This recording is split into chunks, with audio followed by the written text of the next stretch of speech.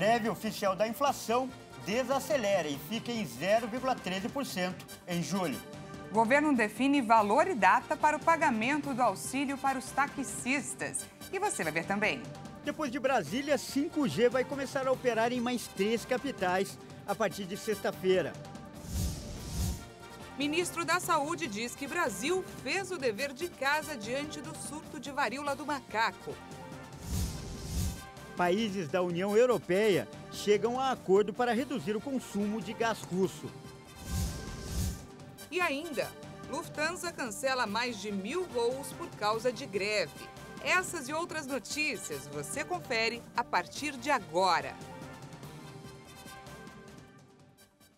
Olá, boa tarde, seja muito bem-vindo. Nós estamos ao vivo, agora são 13 horas e 3 minutos pelo horário de Brasília. Boa tarde para você também, Daniela Paris. Boa tarde, Kleber Werneck. Boa tarde a você que nos assiste. Vamos juntos conferir o que é notícia no Brasil e no mundo nessa terça-feira. E a gente começa essa edição falando de economia. A prévia da inflação, registrada em julho, é a menor em 2 anos. A queda foi influenciada pela redução nos valores dos combustíveis. O Índice Nacional de Preços ao Consumidor Amplo, IPCA 15, medido pelo IBGE, registrou variação de 0,13% em julho. Esse foi o menor avanço desde junho de 2020, quando ele chegou a 0,02%. A prévia da inflação está em 0,56 ponto percentual abaixo da taxa do mês anterior, de 0,69%. As maiores quedas foram nos grupos de transportes, de 1,08%, e a habitação, de 0,78%. Juntos contribuíram com redução de 0,36 ponto percentual no índice do mês. O maior impacto da redução no grupo de transportes veio da gasolina, que teve queda de 5,01%, seguido do etanol, com recuo de 8,16%.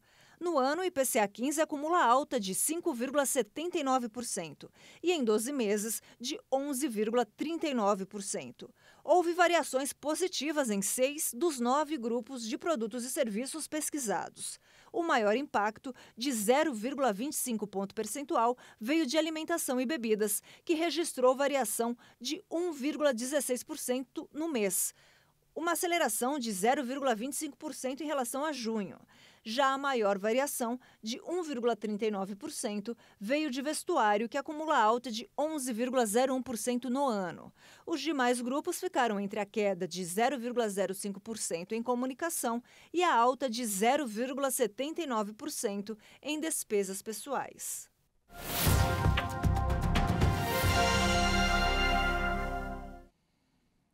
E as notícias de economia têm sido otimistas. Além do IPCA 15, o Boletim Focus também já havia divulgado nesta semana uma prévia que apontava a queda da inflação no mês. Mas o que os consumidores querem saber, e a gente também aqui, não é, Kleber Werneck, é quando a gente vai sentir na prática, no dia a dia, essa queda nos preços.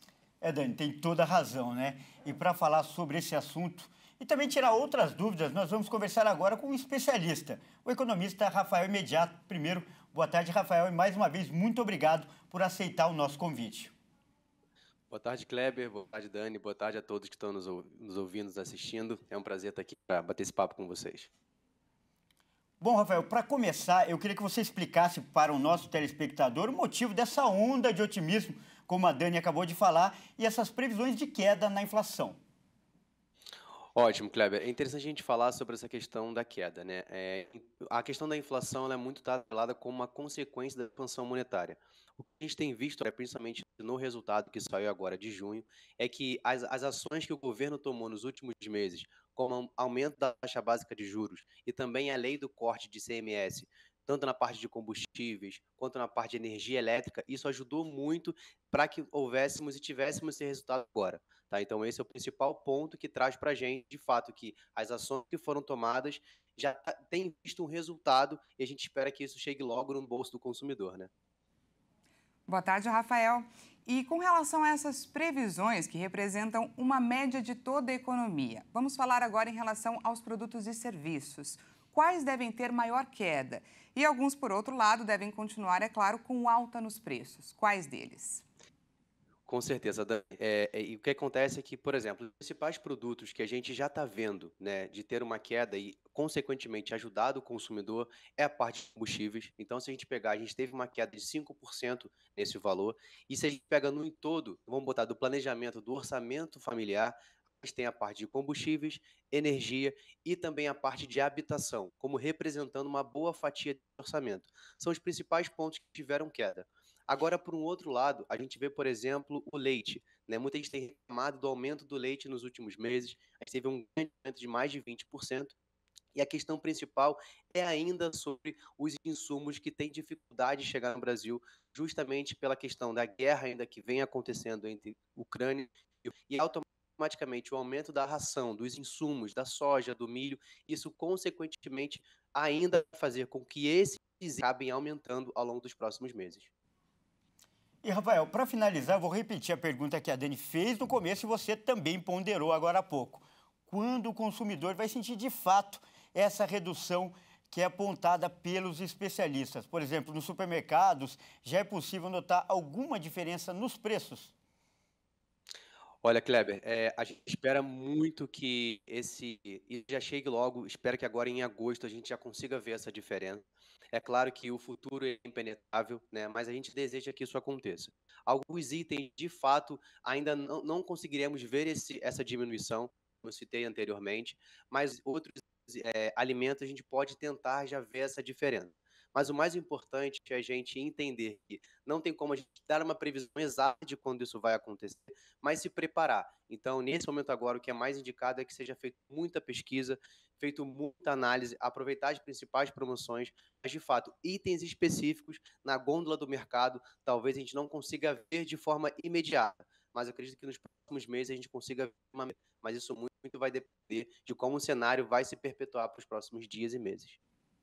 Rafael, o FMI elevou a projeção de crescimento do PIB para 2022 em 1,7%. Eu gostaria que você comentasse isso para a gente. Lógico, Dani. É interessante a gente falar, porque o que acontece é que o aumento da taxa básica de juros, de alguma forma, tem controlado a inflação, né? E esse controle da inflação ele pode ajudar uma maior produtividade das empresas. É claro que então, automaticamente, quando a gente vê essa onda de otimismo, né, que é o que a gente comentou logo no início, isso faz com que essas previsões acabem melhorando.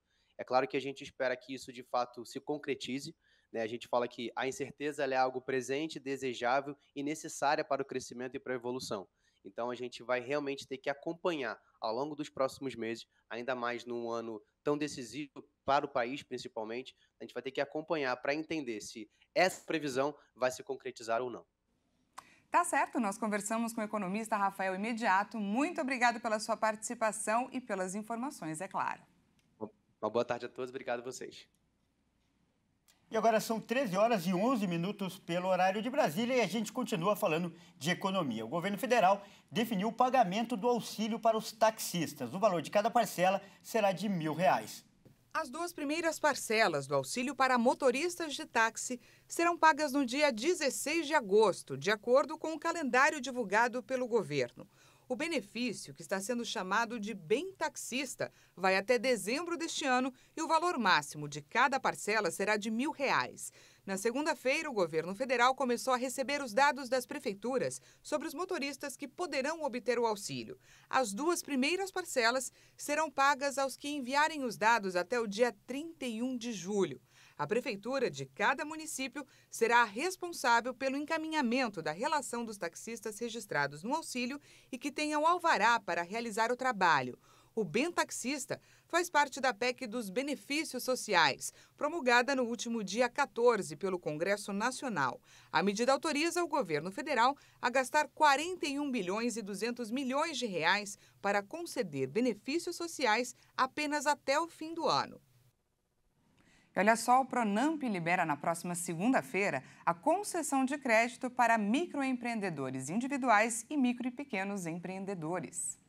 Serão cerca de 50 bilhões de reais para investimentos e capital de giro que poderão ser utilizados pelos empreendedores. O dinheiro poderá ser usado para a compra de equipamentos, realização de reformas e pagamento de despesas, como água, luz, aluguel e salário de funcionários. A nova rodada do Pronamp, que é um programa nacional de apoio a esses profissionais, deve beneficiar empreendedores de várias áreas, como artesãos, manicures, borracheiros, confeiteiros e entre outros profissionais. O prazo máximo de pagamento é de 48 meses, para um financiamento de até 30% do faturamento declarado pela empresa no ano de 2021. O valor é limitado a até R$ 150 mil, com carência de até 11 meses. Os juros são de 6% ao ano, mais a taxa básica, a Selic. O Brasil tem cerca de 13 milhões de microempreendedores individuais e 5,5 milhões de micro e pequenas empresas. Esse volume corresponde a quase 98% das empresas existentes no país. Vamos falar agora de tecnologia. Depois de Brasília, o sistema 5G deve começar a operar nesta sexta-feira em mais 3 capitais. Outras cidades devem ter o sinal até setembro, como nós vamos ver nessa reportagem. A Agência Nacional de Telecomunicações informou que a internet 5G vai ser ativada nesta semana nas cidades de Belo Horizonte, em Minas Gerais, João Pessoa, na Paraíba e em Porto Alegre, no Rio Grande do Sul. O 5G promete entregar mais velocidade para baixar e enviar arquivos, reduzir o tempo de resposta entre diferentes dispositivos e tornar as conexões mais estáveis. Brasília foi a primeira cidade do país a contar com um chamado 5G puro, que oferece a maior velocidade. A previsão é que todas as capitais tenham um sinal ativado até o fim de setembro. Segundo a Anatel, a Siga Antenado, entidade criada pelas operadoras Claro, TIM e Vivo, vencedoras da faixa de 13,5 GHz, no leilão do 5G, já concluiu a instalação de torres e de filtros para evitar interferência nessas 3 capitais. Os testes também já foram feitos e não foi identificado nenhum empecilho para a ativação do sinal nessas capitais.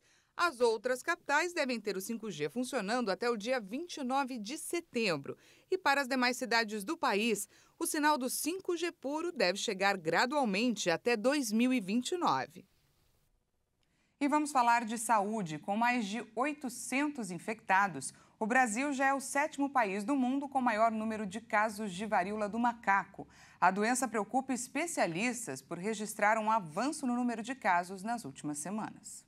7º lugar do mundo. Essa é a posição que o Brasil ocupa em relação à varíola do macaco. O boletim mais recente mostrou que são mais de 800 infecções e cerca de 400 casos suspeitos. Do total, quase 600 são registrados somente em São Paulo, onde o número dobrou nas últimas 2 semanas. O Rio de Janeiro aparece em segundo lugar, com mais de 100 casos, e Minas Gerais tem mais de 40. Nesses estados já há transmissão local do vírus.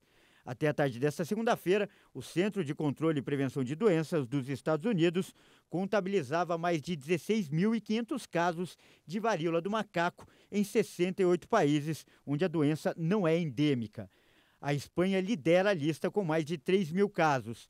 Em seguida, aparecem Estados Unidos, Alemanha e Reino Unido, com mais de 2.000 casos cada. Até o momento, não houve mortes fora do continente africano. Desde o dia 6 de maio, o mundo tem lidado com um surto global de varíola do macaco, que começou na Europa. O crescimento exponencial de infectados intriga a comunidade científica. Segundo as agências de saúde, a transmissão do vírus sempre foi por contato próximo, principalmente com a pele ou secreções como a saliva. No Brasil, a vacina foi aplicada em 1973. Cientistas já sabem que o imunizante usado anteriormente tem uma eficácia de até 85%, mas não sabem se essa imunidade cai ao longo do tempo. E ainda falando desse assunto, o ministro da Saúde, Marcelo Queiroga, disse que o Brasil fez o dever de casa diante do surto da varíola do macaco. Segundo ele, a vacina contra a doença é negociada para o público que tem maior risco de contaminação. O ministro Queiroga diz que o Brasil já vem cuidando da varíola do macaco desde as primeiras suspeitas da doença. Segundo ele, o país preparou a estrutura para fazer o diagnóstico com 4 laboratórios capacitados.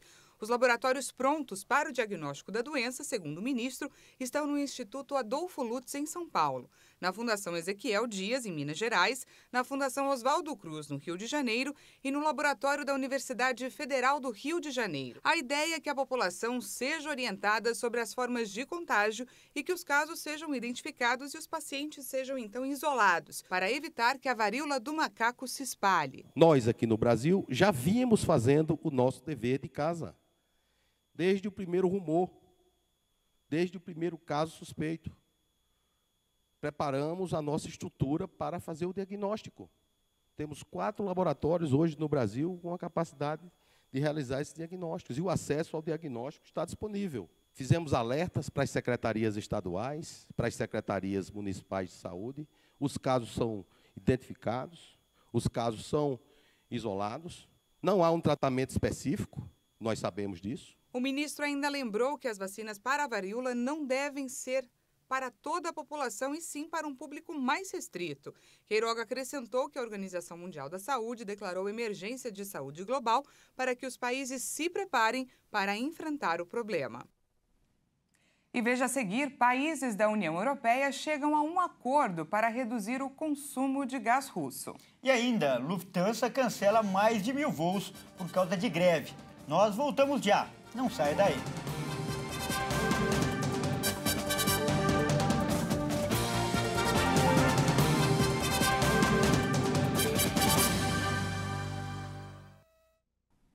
Seja bem-vindo mais uma vez, estamos de volta ao vivo, agora são 13h20 pelo horário de Brasília e voltamos com destaque internacional. A União Europeia aprovou uma proposta de emergência para reduzir o consumo de gás russo. O grupo discute até a possibilidade de racionamento do serviço. A Gazprom, empresa responsável pelo fornecimento do gás russo para a Europa, anunciou uma redução no fornecimento nos próximos dias. O motivo é a manutenção de uma turbina na estação de Portovaia, que fica em território russo e terá que ser desligada. Com isso, o fornecimento será reduzido em 20%. Essa é a segunda interrupção em menos de uma semana. Antes, o gasoduto Nord Stream também estava passando por reparos e teve a capacidade reduzida para 40%. A decisão da Gazprom aumentou a preocupação na Europa, que tem buscado outras alternativas energéticas. Autoridades do continente cogitam que o gás está sendo usado como arma política pela Rússia em resposta às sanções impostas pela guerra na Ucrânia.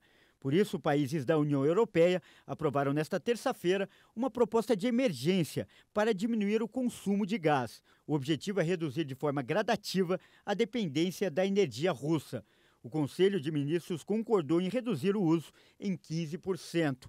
Em comunicado, o Conselho acrescentou ainda que prevê a possibilidade de ativar um alerta de segurança do abastecimento.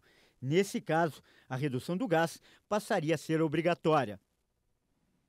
Na Alemanha, uma greve de funcionários vai gerar o cancelamento de mais de 1.000 voos da Lufthansa a partir desta terça-feira. Os trabalhadores buscam um reajuste salarial de 9,5%.